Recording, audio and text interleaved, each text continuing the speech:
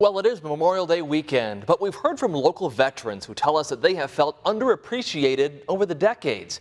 But a group has made it their mission to make sure that the veterans do indeed feel appreciated and honored. NBC 26's Mo Hyder joined them on their journey to Washington, D.C. For many, that's just the sound of people clapping. But for these veterans from Northeast Wisconsin, that sound goes a long way. Thank you for your service, sir. Veterans like Richard Moon, who served in World War II.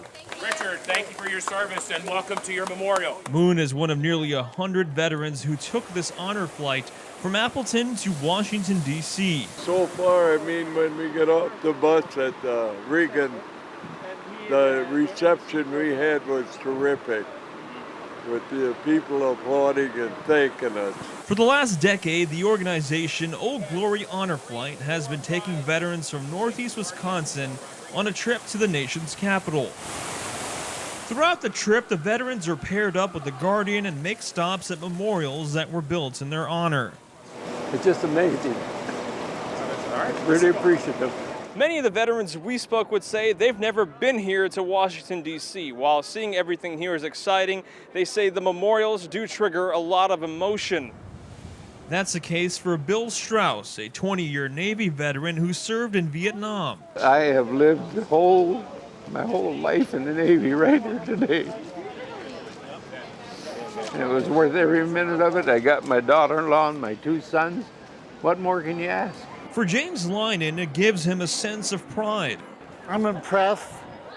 I'm happy the way we're honoring our veterans.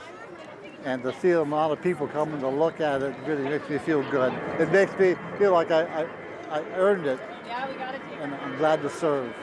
The new memories being made are starting to outweigh the bad ones. Some veterans say decades ago, life after service wasn't easy. I mean, you got off the plane, you were not treated well, and you were not treated well for quite a few years. You were not shunned or looked down upon or blamed or were more looked up to. The trip took a slight turn when it was time to see Arlington National Cemetery.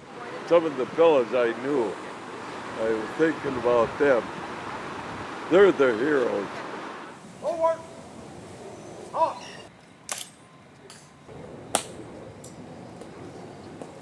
But as they paid respects to the fallen heroes, they know they still have each other on this journey. The appreciation doesn't stop in D.C. As everyone heads back to Appleton, it's time for mail call, where they're surprised with letters from family, friends, and even strangers, thanking them for their service. The moment of surprise for Vicki Powers, who says she has no blood relatives still alive, reading a letter from a child. And it says Mrs. Vicki P. on there. And it says, there's a nice star on it. And it says, Mrs. Vicki P., thanks for your service, the USA. I take my hat off to you. Bill, the Navy vet, got a letter from his wife of nearly 60 years. What a fun trip for you. And Darren, you and Dean, just want you to know how happy I am for both of you. This trip has a long time coming.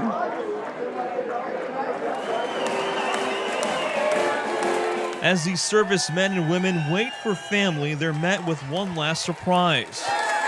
The community welcoming them back home with signs, a simple handshake, and love.